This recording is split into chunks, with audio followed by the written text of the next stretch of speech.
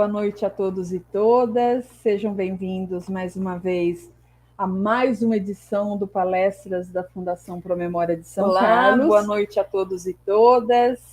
Esta é uma produção da Divisão de Pesquisa e Divulgação da Fundação Promemória, e a cada mês nós trazemos um especialista para falar sobre temas que sejam relevantes para a história, para a memória, para o patrimônio local, enfim, temas que sejam relacionados com os trabalhos desenvolvidos na Promemória e que sejam de interesse daqueles que nos seguem, os nossos usuários, os pesquisadores, todos aqueles que conhecem nosso trabalho. Hoje, 5 de abril, nós estamos no meio da Quaresma, né? Que é um período de preparação para a Páscoa, pelo menos do ponto de vista das religiões cristãs, principalmente do catolicismo, e é um período marcado por penitência, por devoção, mas também é marcado significativamente por lendas, por causos, por crenças ligadas tanto ao folclore nacional, quanto ao catolicismo popular, quanto essas histórias que são muito comumente contadas no interior do Brasil, né? Quando o nosso convidado falar com a gente, ele vai provavelmente citar muitos desses casos e eu tenho certeza que vocês vão reconhecê-lo. Aqui, no interior paulista, por exemplo, várias dessas histórias ainda se mantêm e, às vezes, atualizadas, com alguma nova roupagem, mas elas não desaparecem como um todo, mesmo se a gente falar de uma sociedade que está se dessacralizando. Né? Mesmo assim, essas histórias ainda estão presentes no imaginário, estão presentes nessas culturas locais. E, para conhecer mais esse assunto, eu vou apresentar o nosso convidado de hoje, que é o José Carlos Pereira. José Carlos Pereira é padre. Nós temos um membro do clero aqui conosco hoje.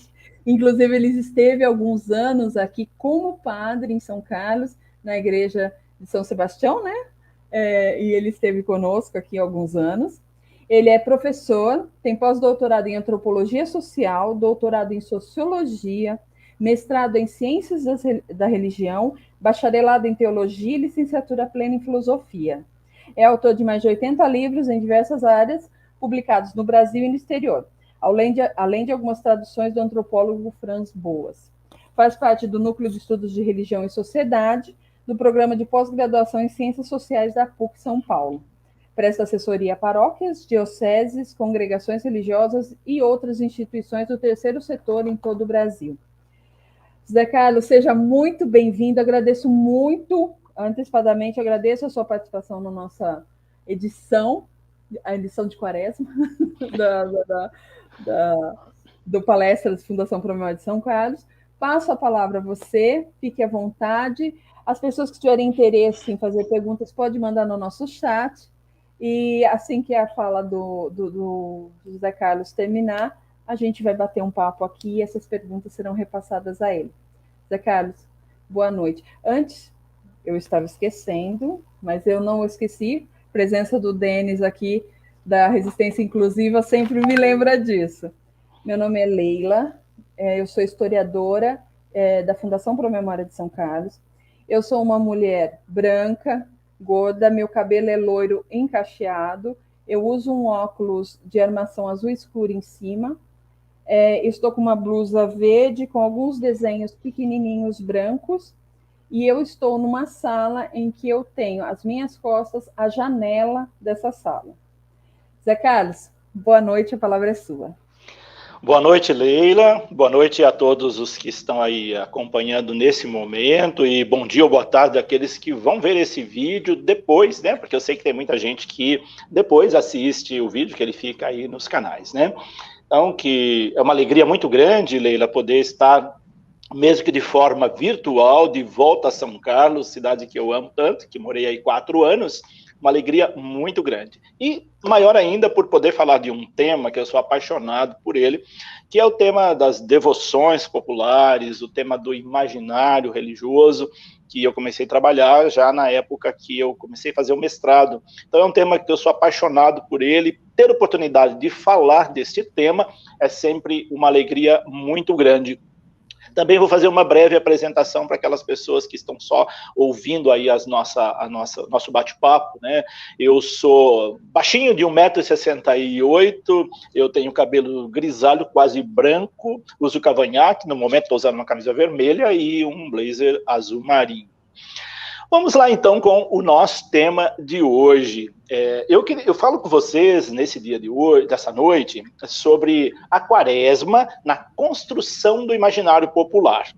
A Quaresma, ela é um evento católico, do calendário litúrgico católico, mas ela é um campo vastíssimo no imaginário popular. E eu penso que explorar essa área, esse campo, é fundamental para a gente conhecer também um pouco do nosso povo, que tem a sua religiosidade muito arraigada. Então, nessa noite, nesses 30 minutos que eu tenho para falar com vocês, eu quero falar de 3 aspectos que eu considero muito importante, que é o aspecto da liturgia, porque nós falamos da Quaresma dentro de um contexto litúrgico, falo da devoção ou das devoções que emanam desse campo litúrgico, e, claro, não podia ser diferente do folclore que está ali amalgamado com a questão devocional e, por que não, de forma também indireta, litúrgica. Então, nesse aspecto, falar do catolicismo,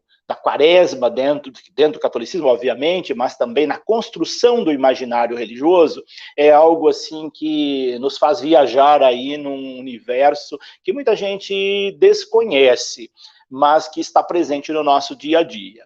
E para falar desse tema, eu quero pegar um pensamento, uma expressão do sociólogo Max Weber. Max Weber, lá na sua obra Religião e Racionalidade Econômica, ele vai dizer que a magia é uma base ineradicável da religiosidade popular. Isso mesmo, a magia está presente na religiosidade popular. A religiosidade popular do catolicismo é um campo fecundo para relações mágicas. Então, quando Max Weber fala dessa expressão, que a magia é uma base ineradicável da religiosidade popular, ele está se referindo àquilo que nós vamos conversar nessa noite, que não dá para você falar da religiosidade popular sem falar da magia que contém, que está envolta aí essa religiosidade popular. Então, eu quero falar, claro, desse momento que nós estamos vivendo, que é o momento da Quaresma. A Quaresma, ela é um momento muito marcante na vida católica, tanto na igreja oficial, né, no calendário litúrgico, quanto no imaginário religioso, nas devoções populares. Então, ela é muito presente. E a Quaresma, o próprio nome, né, quando a gente fala de Quaresma, a gente logo lembra aí da associação com o número 40, né, dentro da simbologia bíblica, tem um significado muito importante, a questão do número 40. Então, a Quaresma, ela tem um referencial, além dela ser esses 40 dias que antecedem a Páscoa, que começa lá na quarta-feira de cinzas e vai até a Páscoa, além dela ser esse hiato aí no calendário litúrgico, esse espaço, ela tem o número tem um significado bastante importante, né? Os motivos para o número 40, ele varia bastante, né? Ele tem a referência básica, ali nos 40 dias que Jesus jejuou no deserto, e tem também essa referência aos 40 anos da travessia do povo hebreu à Terra Prometida. Então, são esses 2 referenciais que está aí vinculado à Quaresma dentro do calendário litúrgico. E é interessante observar que ambos os tempos, como esses 40 dias de Jesus no deserto, quanto também os 40 anos do povo hebreu, são marcados por tentações. E aqui eu quero grifar essa expressão, lembrando que estamos falando de um campo simbólico. O simbólico é aquele que une, em oposição ao diabólico, que é aquele que desune. Aí, então, ao falar destes tempos simbólicos, o recorte é o recorte das tentações. São as tentações que vão povoar o imaginário religioso do tempo da Quaresma.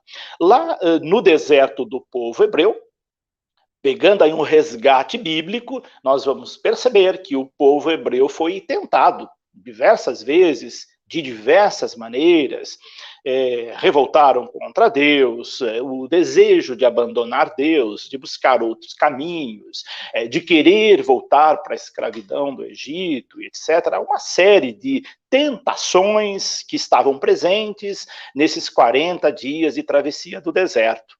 E Jesus, quando é conduzido pelo Espírito para o deserto, depois do seu batismo, ali também ele vai ser tentado pelo demônio. Então a tentação vai estar presente em ambos os referenciais simbólicos, e que depois isso vai ser trazido de uma maneira direta ou indireta dentro das devoções populares e, claro, também dentro do folclore. Mas o que vem a ser esse folclore? Quando nós falamos de folclore, folclore é tudo aquilo que caracteriza modos de sentir, modos de pensar, modos de agir do povo, conferindo identidade e, ao mesmo tempo, algo que é transmitido pela tradição. Folclore está no campo da tradição, ele passa de geração em geração e vai se ressignificando de lugar para lugar, de tempos em tempos, mas ele não perde a sua força. E ele engloba mitos, engloba lendas, mas também costumes, ações que vão da devoção à superstição. Então, dentro do imaginário religioso, e no caso aqui, o imaginário religioso católico, mas também de outras denominações religiosas, mas aqui nós falamos do imaginário religioso católico, que é vastíssimo o campo dessas imagens, vai da devoção à superstição. E no campo devocional também, dentro da devoção do nosso povo, no catolicismo popular, nós vamos encontrar fronteiras muito tênues entre aquilo que é religiosidade, que é devoção, e aquilo que é superstição. Então o folclore ele é um saber paralelo, que corre, na verdade, ao largo do que diz as instituições. Ele corre paralelo aí às escolas, ao governo e, sobretudo, à igreja. No entanto, a Igreja Católica, ela, como eu disse, é um campo fértil para o imaginário popular. Sobretudo, o tempo da Quaresma. Por tudo que a Quaresma representa e por esses referenciais que eu acabei de citar. Um fato interessante, e é fato, nós podemos constatar isso, a religião não é folclore. A religião, como diz Emily Durkheim, ela é um fato social. Mas, embora a religião não sendo folclore, ela tem muito folclore dentro dela. Então, a religião não é folclore, mas há folclore a partir das religiões, e não só da religião católica. Todas as religiões possibilitam expressões folclóricas. E pela influência católica tão forte que nós temos, oriundas aí da nossa herança portuguesa, nós incorporamos muitas tradições que vieram com a colonização. Não só com a colonização portuguesa, obviamente, o catolicismo veio com a coroa portuguesa, mas também de outras religiões, de outros povos que migraram ou que vieram para o Brasil, trazendo aí as suas religiões, como, por exemplo, as religiões afros, que é de maior destaque, mas também dos povos originários, dos povos indígenas, que nós temos uma herança muito grande deles também dentro, aí que faz aí essa mistura, está tudo muito amalgamado dentro do catolicismo popular, e que cria essas situações que nós vemos denominadas como folclóricas dentro do catolicismo popular. Não é por acaso que a Sexta-feira Santa é o dia em que mais atrai as pessoas para a igreja. Porque a Sexta-feira Santa, no imaginário religioso, é um dia muito especial. De fato, é um dia especial dentro da religião, mas no catolicismo popular, a Sexta-feira Santa é um dia muito especial e ela dá margem aí para muitas manifestações folclóricas também. Falar da Quaresma, nós temos que falar dos seus ritos e dos seus mitos, que estão em torno desse tempo litúrgico. Então, a Quaresma é um tempo marcado, eu coloco aqui entre aspas, né, marcado por mistérios no imaginário popular. É muito comum, dentro das devoções, no imaginário, você encontrar muitos mistérios dentro da Quaresma. É um tempo de ritos e rituais na liturgia que diferenciam de outros tempos e, por isso, possibilitam aí que esses mistérios sejam evidenciados, vividos. Os ritos e os rituais dão origem aos mitos que povoam o imaginário popular. Então, esses ritos, esses rituais, embora sejam muitas vezes rituais litúrgicos, obviamente, mas possibilitam também que deem vazão para criar dentro do imaginário popular muitas fantasias, muitas lendas, muitas histórias.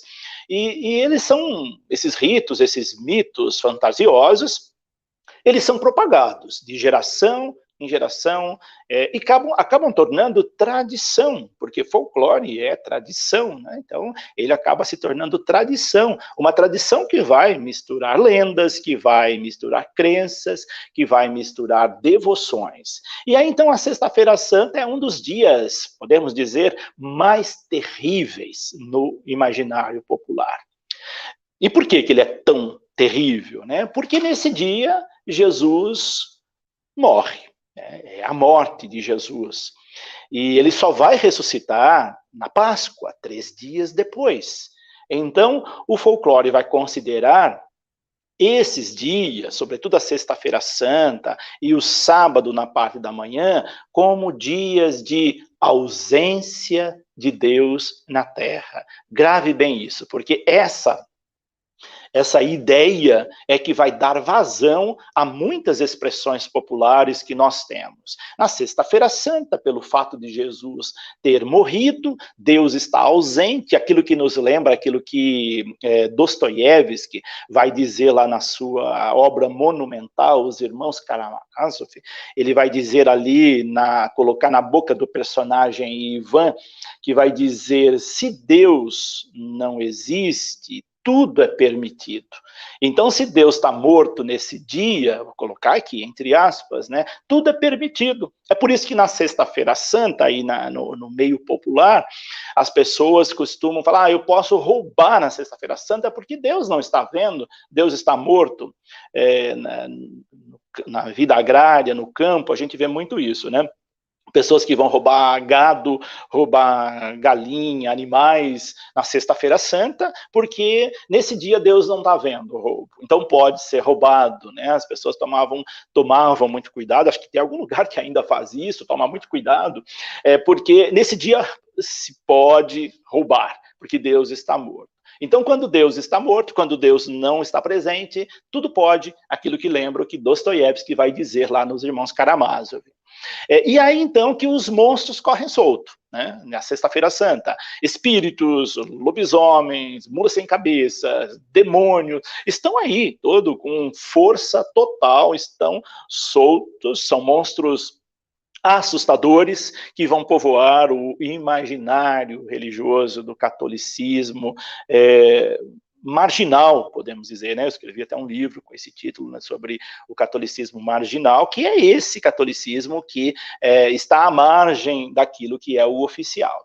Então, no Brasil, por exemplo, a figura do lobisomem, né, que é muito comum se ouvir falar disso.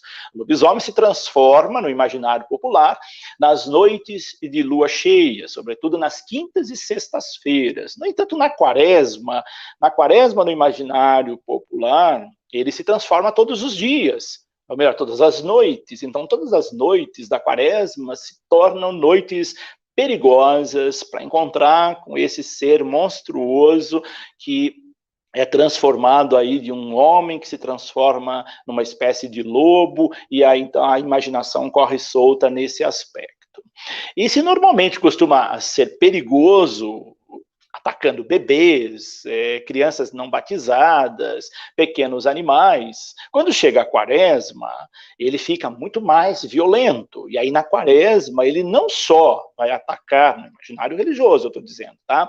Ele não só vai atacar bebês, crianças não batizadas, como qualquer pessoa. Então, muita gente tem medo de sair à noite na quaresma, aí nas zonas rurais, nos campos, né, nos interiores do Brasil, nos rincões, nos grotões do Brasil, justamente com essa ideia aí desse ser monstruoso que estão nas noites quaresmais assombrando a vida das pessoas. Só homens podem virar lobisomem, isso está dentro da lenda, né? Diz a lenda que o 7º filho, após 6 mulheres, ele vai virar lobisomem. E a 7ª mulher, após 6 homens, ela vai virar bruxa ou mula sem cabeça. Está aí dentro das lendas do folclore, que pega a questão supersticiosa, o gancho com a religião. E também a mulher que namora padre, por exemplo, né? A mulher que namora padre, que casa com padre, que tem um caso com padre, dentro da tradição católica, ela vira mula sem cabeça.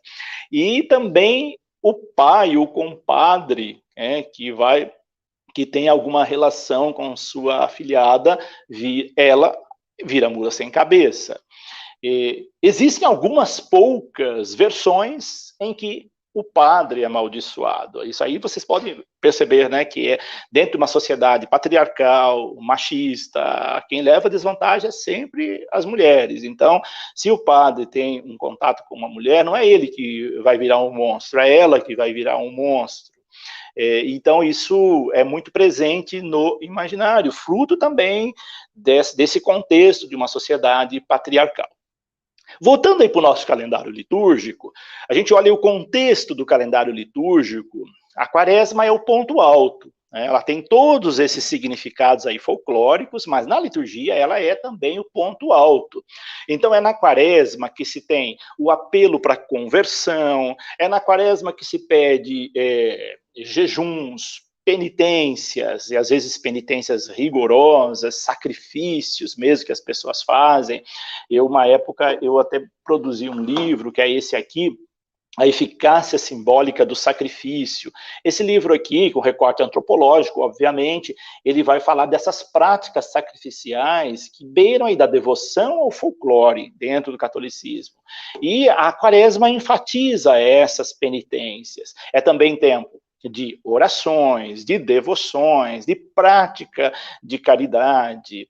E vai ter dentro da quaresma a quarta-feira de cinzas, com as cinzas na cabeça, que muita gente vê as cinzas como um pó mágico, não vê como um ritual não só religioso, mas leva também por esse lado do folclore, muitas vezes, né? Também a questão dos ramos, da bênção dos ramos, domingo de ramos, nós estamos aí aproximando, o momento que nós fazemos essa live, o próximo domingo é o domingo de ramos, então também tem tudo isso, as pessoas vão benzer ramos e depois utiliza esse ramo de uma forma mágica, por exemplo, é muito comum nos interiores aí do país, as pessoas guardarem o ramo e quando vem tempestade, ela vai queimar o ramo e jogar na chuva que acalma as tempestades, tem essa tradição também do ramo bento, e depois tem a cerimônia da Sexta-feira Santa, que é o calendário, o ponto alto do calendário e das devoções, que as pessoas costumam ter aquela tradição de passar em 7 igrejas, de ir para a igreja só na Sexta-feira Santa, que é uma coisa assim, muitos católicos têm essa prática, às vezes não vai o ano inteiro na igreja, se identifica como católico, e quando chega a Sexta-feira Santa, vai para a igreja. Fala, eu fui à missa na Sexta-feira Santa. Mal sabe a pessoa que não existe missa na Sexta-feira Santa. O único dia que não tem missa na igreja do mundo, na igreja católica, é a Sexta-feira Santa. Mas os católicos de Sexta-feira Santa, que não são poucos, costumam ir à igreja só às Sextas-feiras Santas. E são católicos aí desse universo do campo folclórico, nós podemos dizer. E dentro da devoção do catolicismo, aí eu passo aí agora para a questão das devoções populares, nós vamos encontrar alguns aspectos, algumas manifestações que se avizinham muito também da questão folclórica e mágica, né? Por exemplo, as procissões são muito valorizadas no catolicismo popular, venerações de ícones, de imagens, sobretudo imagens de sofrimento, a imagem do Cristo sofredor, né, do Bom Jesus da Cana Verde, Bom Jesus dos Passos, Nossa Senhora das Dores. Então, imagens sofredoras têm um chamariz muito grande para o nosso povo sofredor, obviamente, que se identifica, que vê o seu sofrimento de uma certa forma, aí amalgamado ao sofrimento de Cristo, ou do seu santo de devoção, ou de Nossa Senhora.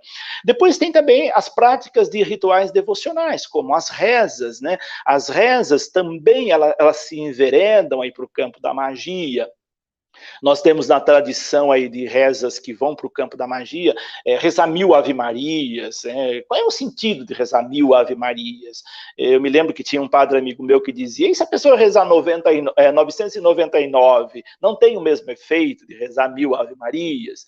Então tem isso também no imaginário. E as rezas, elas são, existem muitas rezas que são rezas mágicas, e que as pessoas fazem essas rezas dentro de um contexto de magia, e não só de devoção, ou muito menos de espiritualidade, mas no campo da magia mesmo.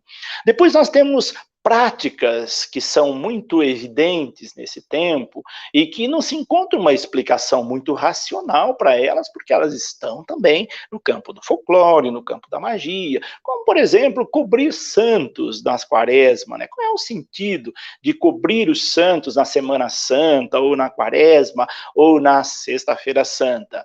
Depois, as práticas e rituais penitenciais, como eu disse, eu me lembro que quando eu estava preparando esse livro aqui, que foi a minha dissertação de mestrado, eu fui fazer uma pesquisa lá no Santuário de Bom Jesus de Pirapora, no interior de São Paulo, e eu fiquei surpreso na Sexta-feira Santa, que as pessoas vinham de quilômetros e quilômetros de distância, 100 quilômetros, 160 quilômetros, trazendo nos ombros cruzes gigantescas, né? Teve uma pessoa lá que chegou com uma cruz de 60 metros, e caminhou meses para chegar até o Santuário de Bom Jesus de Pirapora na Sexta-feira Santa, carregando aquela cruz. Chegou com os ombros todo machucado, os pés machucados, era uma cruz gigantesca. E não era só essa, eram muitas. Então, essas práticas penitenciais, sacrificiais, também elas estão aí nesse universo.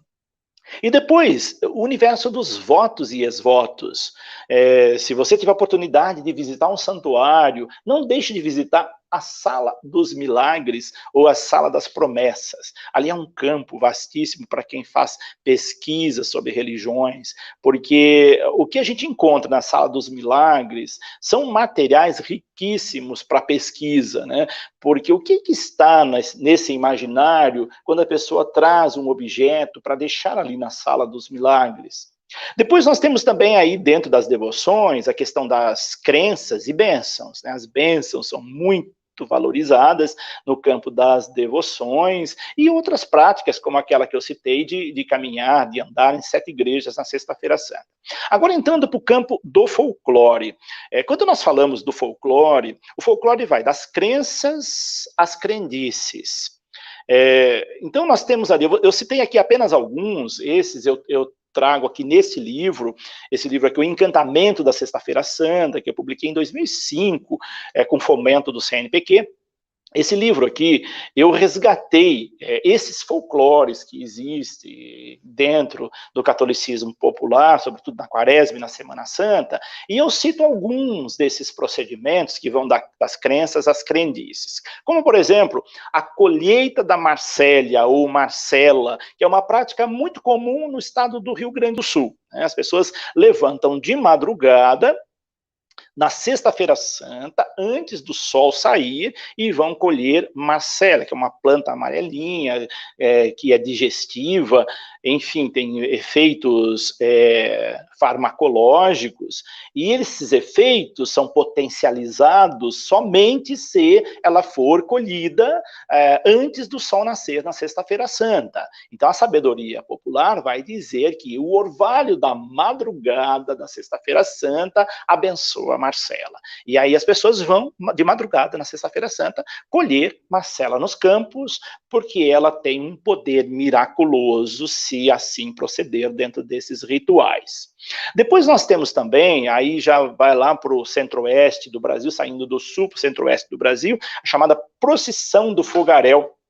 A procissão do fogaréu, ela tem algumas cidades de Goiás que é muito vivida isso, né? Encena a prisão de Cristo na escuridão. Essa escuridão é iluminada por tochas, essas tochas são conduzidas por soldados com capuz, né, chamado de farricocos, e esses vão, então, fazer toda essa encenação da prisão de Cristo, e as pessoas levam muito a sério essa manifestação religiosa folclórica nessa região do Brasil.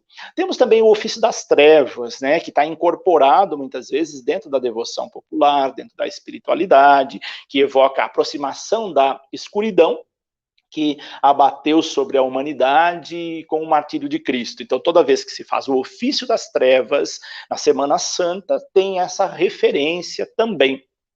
Outra referência que não pode ficar de fora é a da malhação do Judas. A malhação do Judas, geralmente, ela é feita no sábado de Aleluia de manhã, depois da sexta-feira santa. Há esse espaço aí entre a noite da vigília pascal, a ressurreição, mas tem essa manhã do sábado, que é uma manhã morta. Então, nessa manhã do sábado, ainda Jesus não ressuscitou, mas a vingança contra Judas, que o condenou ou que o traiu, melhor, é feita na manifestação popular.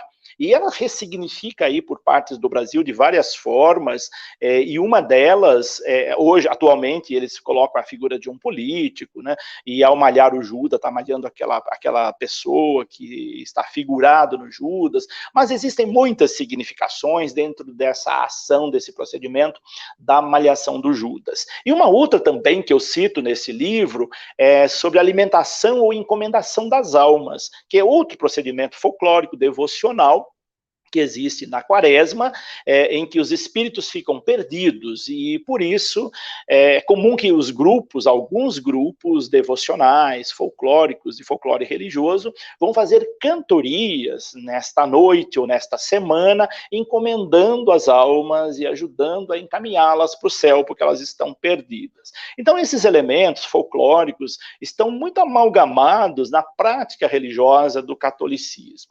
E depois nós temos as lendas, né, em torno da quaresma. Lembrando que essas lendas todas trazem aí junto interditos, né?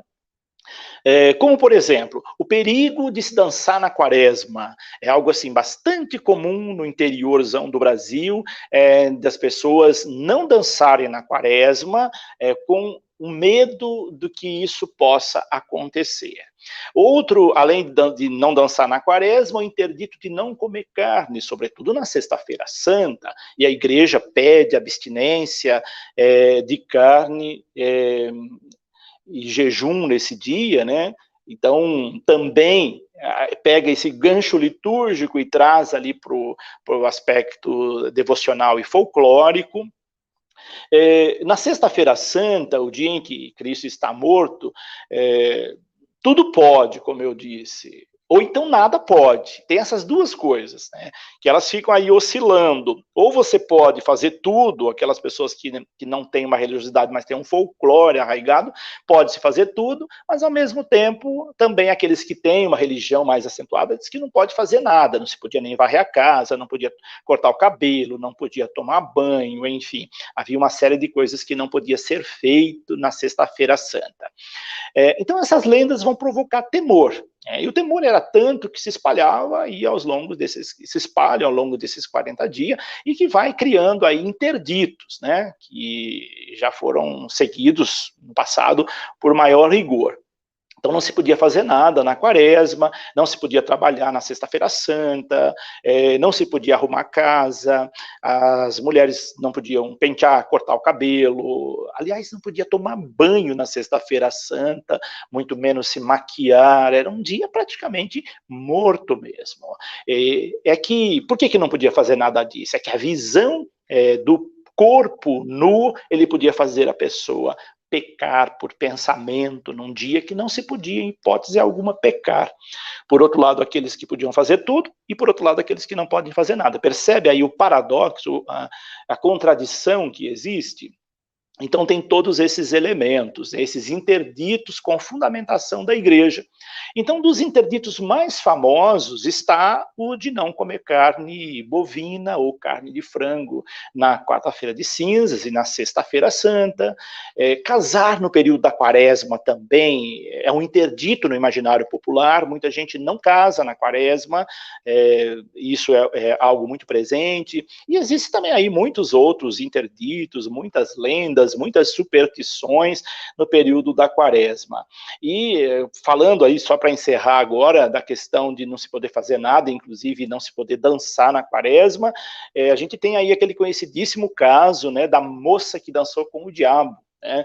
É uma lenda que existe aí em muitas partes do Brasil, mas ela se tornou muito conhecida por causa de uma canção, de uma moda de viola caipira, do repertório de músicas clássicas caipiras, que evidenciou muito e colocou esse fato na cidade de São Carlos, né? A cidade de São Carlos ficou muito conhecida por esse fato da moça que dançou com o diabo, mas é uma lenda que existe em muitas regiões do Brasil, cada um com aspectos diferentes, mas ela ficou muito conhecida porque nessa canção fala que essa moça que dançou com o diabo na sexta-feira santa, ela era de São Carlos, de uma família rica, e que, não obstante as proibições dos seus pais, ela promoveu um baile na sexta-feira santa, e lá, numa dada hora da noite, chegou um rapaz muito bem vestido, e tirou ela para dançar, e esse rapaz era o diabo. De madrugada ele se revelou que era o diabo, e aí a história segue aí com seus vários significados, mas ela não passa de um interdito, né, que é um elemento de proibição de certos atos, e por isso folclores como esses estão muito presentes. Então são esses alguns elementos que estão presentes aí no imaginário popular. Além desses dois livros que eu citei, eu queria citar alguns para vocês também, que eu acho que vale a pena vocês quiserem conhecer. Interfaces do Sagrado foi um livro que eu escrevi, publicado pela editora Santuário, que eu falo um pouquinho do catolicismo popular, o imaginário religioso nas devoções marginais. A editora Santuário publicou esse livro, e depois esse outro aqui, que foi publicado pela editora Zuc, de Porto Alegre, que é Devoções Marginais, que são essas devoções de cunho folclóricos que estão muito presentes na religiosidade popular. Aqui eu destaco muito a questão dos santos de cemitério, né? Aquelas pessoas que morrem depois se tornam... Os seus túmulos são muito visitados, né, pelas pessoas, porque fazem milagres. E por falar em pessoas mortas, eu escrevi também esse livro agora recentemente, que é Por que Rezar pelos Mortos. Tem um recorte antropológico, esse livro aqui, sobre o porquê rezar pelos mortos. E, por fim, esse outro livro aqui, que eu trabalho a questão do sincretismo religioso e os ritos sacrificiais, onde resgata a herança portuguesa que nós temos aí no nosso catolicismo, e, sobretudo, nessas histórias, lendas, folclores que a gente encontra dentro do catolicismo. Então é isso, passei um pouco do meu tempo, mas eu queria fechar um pouquinho a nossa reflexão. Leila, passo a palavra para você.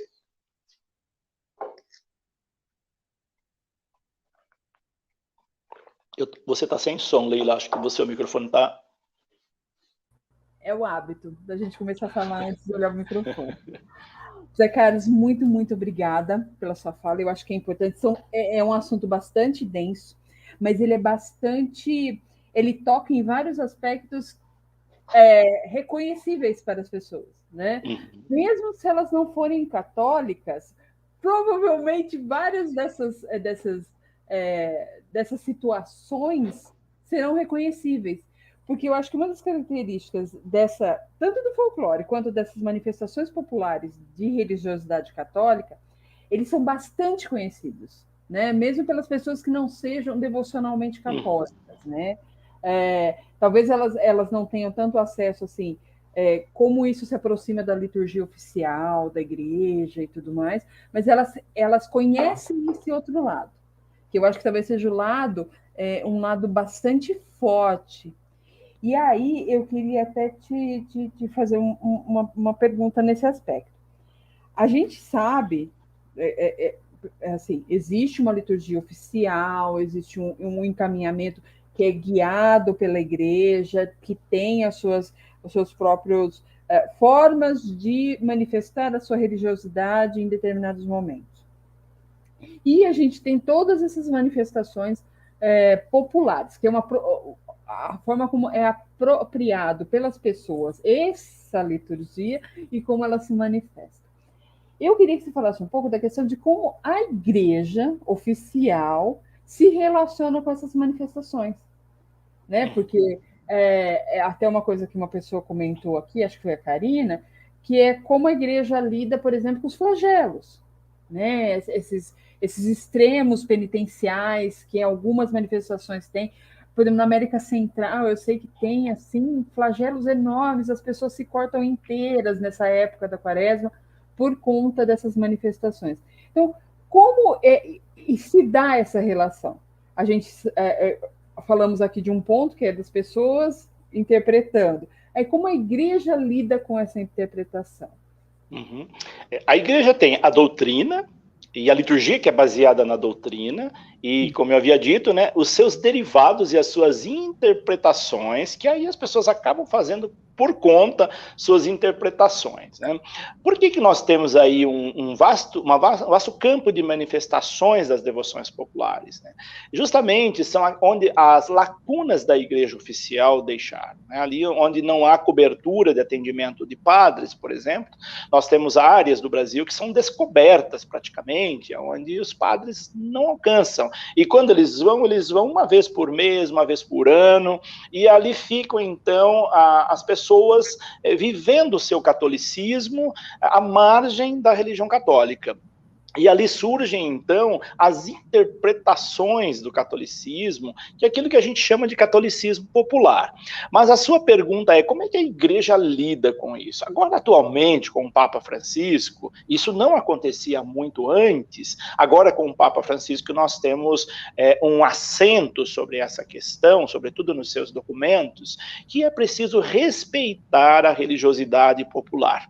A religiosidade popular, ela tem muito de sagrado, em muitos lugares, o que conserva ainda as pessoas ligadas à Igreja Católica são as devoções populares, né? São as rezas do terço, são as práticas penitenciais, embora a Igreja não incentive a penitência pela penitência, porque isso seria masoquismo, né? O que a igreja orienta é a penitência em vista da conversão, da correção de vida, da mudança de vida, mas isso também não incentiva atos de autoflagelação, a igreja não incentiva isso atualmente, porque no passado incentivou, inclusive as ordens, congregações religiosas, não só medievais, não, outras bem depois, também ainda tinha prática de autoflagelação dos seus confrades, das freiras, né, que se batiam até sangrar com silício, como forma de corrigir pecados e corrigir desejos impuros,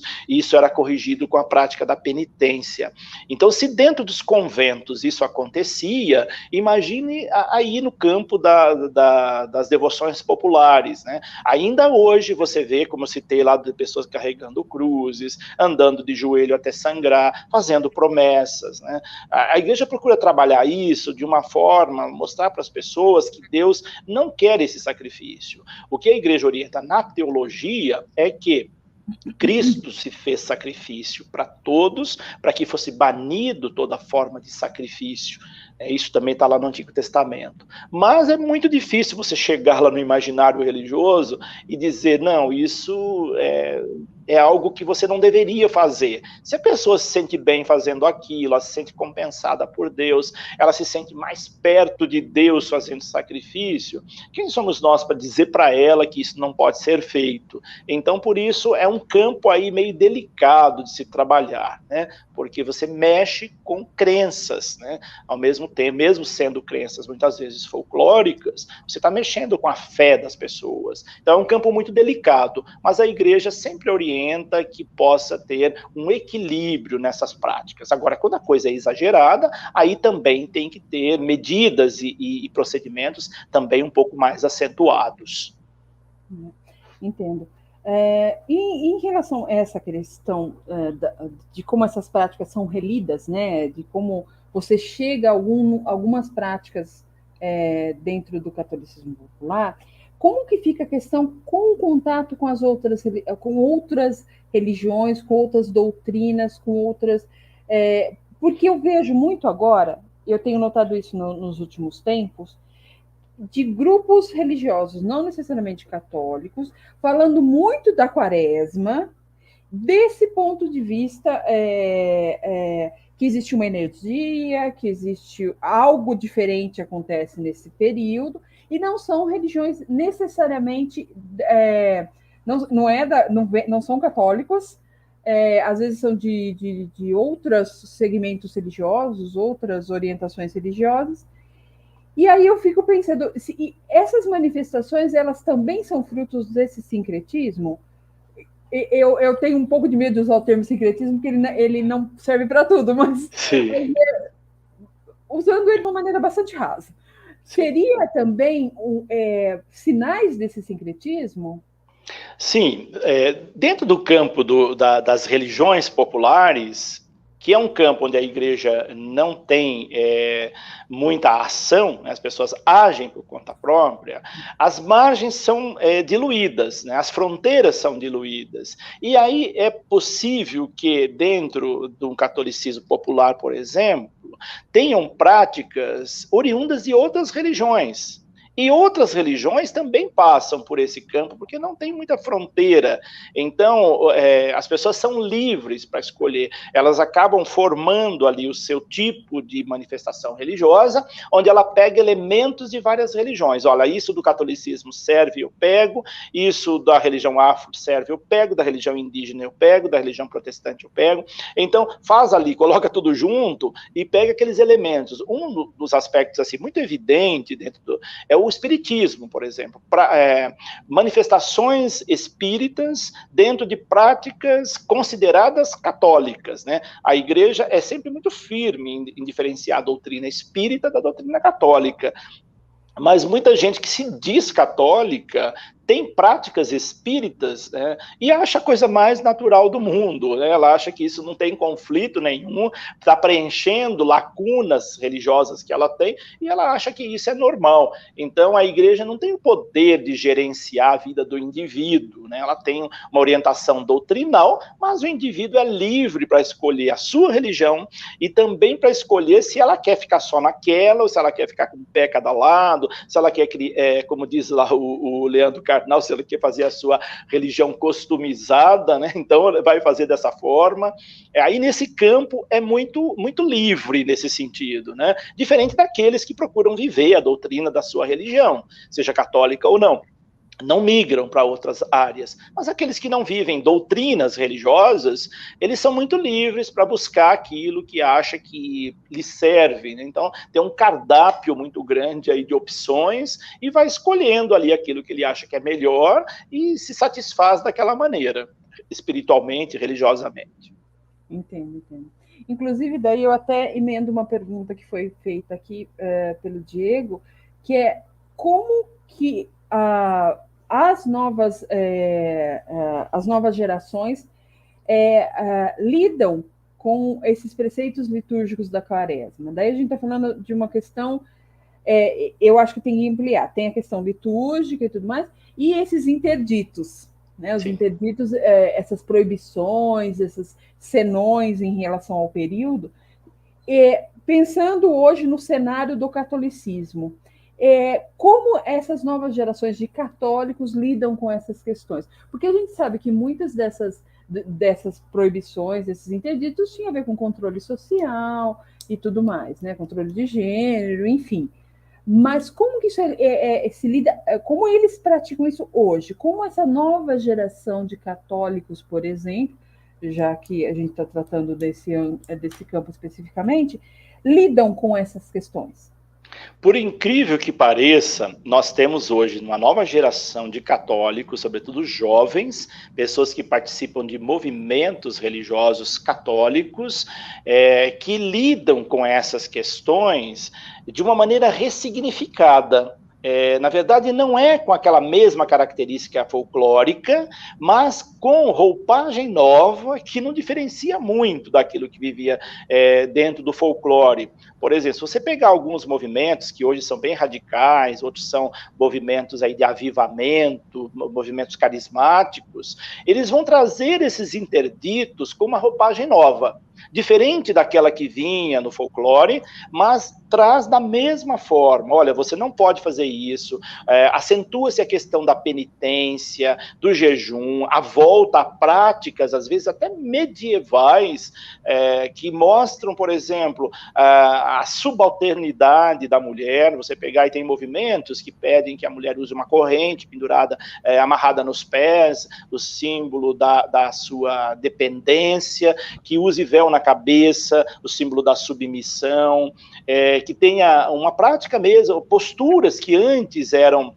muito explícita na questão da subalternidade, hoje ela vem com uma roupagem religiosa, né? Que aquilo que é Deus que quer isso, que o sinônimo de santidade passa por esses procedimentos. Tem muitos movimentos hoje católicos, ou católicos entre aspas, eu coloco, que traz alguns procedimentos que são muito parecidos com aqueles do folclore ou aqueles de uma religião medieval, hoje com uma roupagem nova. Então, isso é muito comum. E há muitos jovens.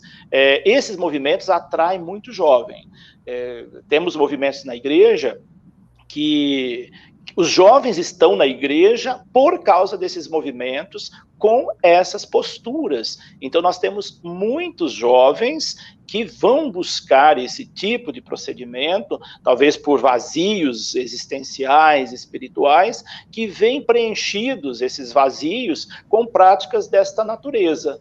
Se você pegar boa parte dos jovens católicos que estão na igreja hoje, não são jovens que vivem aquilo que a igreja orienta como doutrina, mas aquilo que certos movimentos colocam como doutrina, como procedimento que é correto. Então, isso é bastante discutível também nessa forma de procedimentos. Eu acho bastante interessante você comentar isso, porque o meu mestrado foi sobre a renovação carismática católica. Uhum. E, na época, a renovação carismática católica estava se consolidando. Ela ainda era um movimento que, dentro da igreja, ainda havia muitos senões em relação a ela. Então, havia um crescimento significativo, mas havia ainda um estranhamento em relação a ela. E, recentemente, com contato com pessoas que têm famílias católicas praticantes, eu até falo que a religião sempre bate na minha porta, eu vou acabar voltando, fazendo doutorado na área, e me falando de grupos muito mais extremados do que a renovação carismática católica, que naquele momento, e eu estou falando isso do final dos anos 90 e começo dos anos 2000, já causava um certo impacto pelas suas práticas, que não são muito condizentes, talvez, com não entendo, leve a mal o meu termo, um catolicismo mais sóbrio. Né? E hoje, pessoas me falando de grupos e práticas e movimentos que são ainda mais extremados. Exatamente. Há realmente uma reação dentro da Igreja Católica de alguns grupos que estão realmente retomando, né, essas práticas, né, retomando um conservadorismo ligado também com uma questão mágica. Eu acho que tem esse ponto muito forte, mas que é uma mágica que vem das escrituras. Eu não sei se eu consigo explicar bem isso de uma maneira lógica, mas que as manifestações dos carismas, as manifestações dos milagres, isso tudo é muito avivado, né? Muito forte. E numa releitura, não necessariamente o que está na doutrina ou o que estão nas escrituras. Né? Isso mesmo. Hoje nós vemos esse aflorar de movimentos fundamentalistas, né? Fundamentalistas na doutrina, mas não é uma doutrina atual. Por exemplo, esses movimentos não pautam suas ações na doutrina da igreja atual, com o Papa Francisco, por exemplo. Eles vão pautar suas ações na doutrina de Pio V. Né? Então, vive um catolicismo que não existe mais.